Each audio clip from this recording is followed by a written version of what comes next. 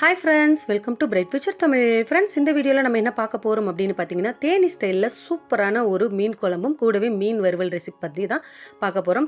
Theni side செய்யக்கூடிய காரசாரமான மீன் குழம்பு எப்படி வைக்கிறது அப்படிங்கிறத பார்க்கலாம் வாங்க. அதுக்கு நீங்கள் ஸ்டவ்வில் ஒரு மண் பாத்திரமோ இல்லை வீட்டில் இருக்கக்கூடிய அலுமினிய பாத்திரமோ இது ஒன்று வச்சுக்கோங்க. அதில் கொஞ்சமாக நல்லெண்ணெய் ஊற்றிக்கோங்க. தேவையான அளவு நல்லெண்ணெய் ஊற்றிட்டு கடுகு உளுந்து போட்டுக்கோங்க. கடுகு உளுந்து நல்லா பொரியட்டும். பொரிஞ்சதுக்கப்புறமா கொஞ்சமாக தேவையான அளவு வெந்தயம் போட்டுக்கோங்க. அது ஒரு அரை ஸ்பூன் இருந்தால் போதும், போட்டுக்கோங்க. அப்புறமா கருவேப்பிலை போட்டுக்கோங்க. அதுக்கப்புறமா கூடவே சின்னதாக நறுக்கி வச்சுருக்கக்கூடிய சின்ன வெங்காயம் போட்டுக்கோங்க. வெங்காயத்தை ரெண்டாக நறுக்குனாலே போதும், நீங்கள் ரொம்ப பொடிசாக நறுக்க வேண்டியதில்லை. கூடவே பச்சை மிளகாய் ஒரு 4-5 பச்சை மிளகாயை கீறி போட்டுக்கோங்க. அப்புறம் 1 இன்ச் அளவுக்கு இஞ்சியை நறுக்கி போட்டுக்கோங்க. அப்புறம் ஒரு 10 பல் பூண்டை நான் நறுக்கி வச்சுருக்கேன், அதுவும் போட்டு எல்லாமே ஒன்றா போட்டு ஒன்றா வதக்கலாம். இது நல்ல எண்ணெயில் வதங்கி வரணும். அது வதங்கினதுக்கப்புறமா பார்த்தீங்கன்னா ஒரு 3லேருந்து 4 தக்காளி பழம் நறுக்கி வச்சுருக்கேன், அதையும் போட்டுக்கலாம். போட்டுட்டு இது நல்லா வதக்கிக்கலாம். தக்காளி வதங்கி வரும்போது தேவையான அளவு உப்பையும் இதிலே சேர்த்துருங்க. குழம்புக்கு எவ்வளோ தேவையோ அந்தளவு உப்பை நீங்கள் சேர்த்துருங்க. ஏன்னா அப்போ தான் தக்காளி சீக்கிரமாக வதங்கும். தக்காளி வதங்கினதுக்கப்புறமா ஒரு 2 ஸ்பூன் குழம்பு மிளகாய்த்தூள் நான் சேர்த்துருக்கேன். நீங்கள் வீட்டில் அரைச்ச குழம்பு மிளகாய்த்தூள் இருந்தால் சேர்த்துக்கோங்க. அப்படி இல்லைன்னா கடையில் கூட நீங்கள் கேட்டிங்கன்னா தருவாங்க, வாங்கி அதை சேர்த்துக்கோங்க. காரம் இன்னும் கொஞ்சம் வேணுங்கிறவங்க கொஞ்சம் மிளகாய்த்தூளும் சேர்த்துக்கலாம், தனி மிளகாய்த்தூளும் சேர்த்துக்கலாம். இப்போ 2 நெல்லிக்காய் அளவு, பெரிய நெல்லிக்காய் அளவு புளியை கரைச்சி வச்சுருக்கேன், அதை சேர்த்துக்கிறேன். அந்த மசாலா நான் எண்ணெயிலே வதக்கிறதுக்கு காரணம் என்னென்னா பச்சை வாசனை போயிடும். அதனால் இப்போ ஒரு ஜாரில் ஒரு 2 சில்லுலேருந்து 3 சில்லு தேங்காய், ஒரு 10 to 15 சின்ன வெங்காயத்தை சேர்த்து அரைச்சிருக்கேன். அந்த விழுதையும் அந்த கலவையில் சேர்த்துக்கலாம்.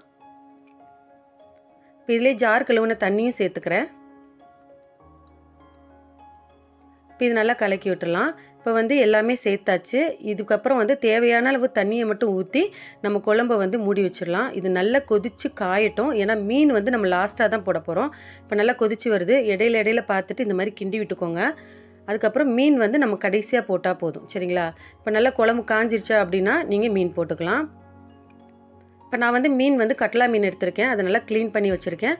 அதில் இருக்கக்கூடிய வால் பீஸு, கொஞ்சம் சின்ன பீஸு, தலை பீஸ் இதெல்லாமே குழம்புக்காக பிரித்து எடுத்து வச்சுருக்கேன். இப்போ குழம்பு நல்லா காஞ்சிருச்சு. நான் கடைசியாக ஒரு 5 நிமிஷத்துக்கு முன்னாடி தான் போடுறேன். இறக்குறதுக்கு ஒரு 5 நிமிஷத்துக்கு முன்னாடி இந்த மீனை நம்ம எல்லாம் சேர்த்துக்கலாம். நான் இதில் இருக்கக்கூடிய நல்ல பீஸ் எல்லாமே வறுக்கிறதுக்காக பிரித்து எடுத்து வச்சுட்டேன். ஸோ மற்ற பீஸ் எல்லாமே இதில் போட்டுட்டேன். இந்த மாதிரி போட்டுட்டு இதை நீங்கள் மீன் குழம்பு மட்டும் அதிகமாக கிண்டக்கூடாது. போட்டு கிண்டாமல் இந்த மாதிரி அது மூழ்கிற அளவுக்கு மட்டும் அப்படியே அமுத்தி மட்டும் விட்டுட்டு ஒரு 5 to 10 நிமிஷம் அப்படியே மூடி போட்டு சிம்லேயே வச்சு அப்படியே வச்சுருங்க. ஃபுல்லில் வச்சிங்கன்னா 5 நிமிஷத்துக்குள்ளே இறக்கிடுங்க. சிம்மில் வச்சுருக்கீங்க அப்படின்னா ஒரு 10 நிமிஷம் வரைக்கும் கூட விடலாம். அது காஞ்சிட்டே இருக்கட்டும். இப்போ மீன் வறுக்கிறதுக்கு தேவையானதை நம்ம செஞ்சு வச்சிடலாம். இப்போ மீன் வறுக்கிறதுக்கு ஃபஸ்ட்டு கழுவின மீன் எடுத்துக்கிட்டு அதில் கொஞ்சமாக மீன் வறுவல் பொடி சேர்த்துக்கிறேன். மீன் வறுவல் பொடி வீட்டில் அரைச்சிருந்தா சேர்த்துக்கோங்க, இல்லைன்னா கடையில் வாங்கி சேர்த்துக்கோங்க. காரம் இன்னும் கொஞ்சம் தேவை அப்படிங்கிறதுனால மிளகாய்த்தூளும் சேர்த்துக்கிறேன், தனி மிளகாய்த்தூள். தேவையான அளவு உப்பு சேர்த்துக்கிறேன். அதே மாதிரி கார்ன்ஃப்ளவர் மாவு, மசாலா எண்ணெயில் பிரிஞ்சு வராமல் இருக்கிறதுக்காக கார்ன்ஃப்ளவர் மாவு சேர்த்துக்கிறேன்.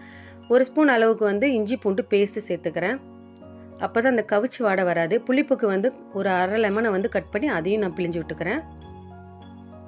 இப்போ இதை நல்லா கலந்து வச்சிடலாம். இது நல்லா கலந்து ஒரு அரை மணி நேரத்துலேருந்து 1 மணி நேரம் வரைக்கும் நல்லா ஊற வச்சிடலாம். மீனில் அந்த காரம், உப்பு, புளி எல்லாமே பிடிச்சிருச்சு அப்படின்னு சொன்னால் உங்களுக்கு நல்லா மீன் வறுத்து சாப்பிடும்போது நல்லா டேஸ்ட்டாக இருக்கும். இது இப்படி ஊறட்டும். இப்போ பார்த்தீங்கன்னா குழம்பு நல்லா காஞ்சிருச்சு, மீனும் வெந்துருச்சு. மீன் ரொம்ப நேரம் வேக விடக்கூடாது. வேக விட்டிங்கன்னா உடஞ்சி குழம்போட குழம்பாயிரும். உடையாமல் வரணும் அப்படின்னா ஒரு 5 to 10 நிமிஷத்தில் நீங்கள் இறக்கிடுங்க. இப்போ நம்ம இதை இறக்கிடலாம். இப்போ அடுத்து மீன் வறுக்கிறதுக்கு ஒரு பாத்திரத்தை ஒரு வானலியை நீங்கள் ஸ்டவ்வில் வச்சுட்டு அதில் மீன் வறுக்க தேவையான எண்ணெய், நீங்கள் எந்த எண்ணெயில் வறுப்பீங்களோ அந்த எண்ணெயை ஊற்றிக்கோங்க. ஊற்றிட்டு ஒவ்வொரு 2 பீஸாக போட்டு அழகாக வறுத்தெடுக்கலாம். நீங்கள் எண்ணெய் கம்மியாக ஊற்றி நிறைய மீன் போட்டுட்டிங்க அப்படின்னா உங்களுக்கு தனியாக பிரித்து வறுத்து எடுக்கிறது ரொம்ப கஷ்டமாக இருக்கும். அதனால் அளவாக எண்ணெய் எவ்வளோ ஊற்றுறீங்களோ, எண்ணெயில் முங்குற அளவுக்கு எத்தனை பீஸ் போட முடியுமோ அது. இப்போ நான் அளவான எண்ணெய் தான் ஊற்றிருக்கேன். ஸோ இந்த மீன் வறுத்த எண்ணெய் திரும்ப திரும்ப யூஸ் பண்ண முடியாது. அதனால் அளவாக ஊற்றி ஒரு 2 பீஸாக நான் போட்டு வறுத்து எடுத்துக்கிறேன். இப்போ கலர் வராது. காரணம் என்னென்னா கடைகளில் கலர் பொடி, ஆர்டிஃபிஷியலான கலர் பவுடர் சேர்க்கறதுனால உங்களுக்கு நல்லா ரெட் கலராக வருது. பட் நான் வீட்டில் செய்கிறது அந்த மாதிரி கலர் பவுடர், ஆர்டிஃபிஷியலான பொருட்கள் எதுவும் சேர்க்க மாட்டேன். ஏன்னா குழந்தைங்களுக்கு அந்த ஹெல்த்துக்கு நல்லதில்லை. இப்போ மீனும் வறுத்து எடுத்தாச்சு. இப்போ சாப்பாடு போட்டுடலாம்.